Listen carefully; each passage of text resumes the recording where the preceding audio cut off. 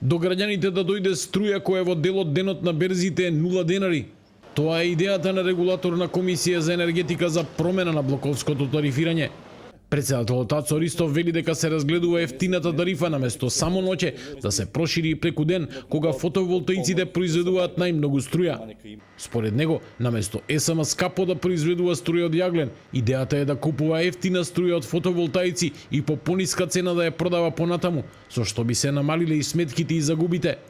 Во моделот важна улога би имале и батериите за дел од дневната ефтина енергија да се користи и навечер. Ние кога имаме фотоволтаична енергија не ја трошиме, а тоа предизвикува и качување на напони у мрежа и проблеми во мрежа.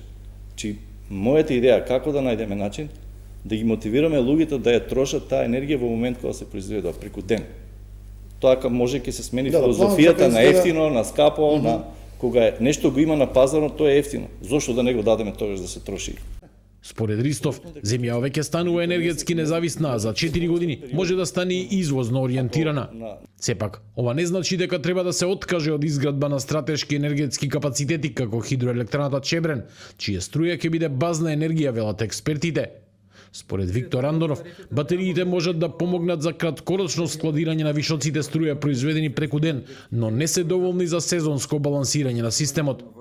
Токму затоа, вели Андонов, Чебрен би имал клучна улога во идниот енергетски систем, особено во зимските месеци, кога има помалку сонце и ветер, а потребите за електрична енергија растат. Батериите се решение на краток рок, но ако сакаме успешна енергетска транзиција на долг рок, потребна е реверзибилна електрана како Чебрен, поради незината функција на сезонско складирање на енергијата и обезбедување на потребна стабилност на системот. Минатата недела од неформалното здружение инженери на Македонија реагираа на изјавата на Ристов за можни измени на блок тарифите. Денеска се коригираа, наведувајќи дека погрешно го разбрале и изразија поддршка за евентуално намалување на цената на струјата поради зголеменото производство на ефтина сончева енергија. Блок тарифите беа воведени пред 4 години во ек на енергетската криза за домаќинствата што трошат помалку да плаќаат пониски сметки според принципот кој троши помалку, плаќа помалку.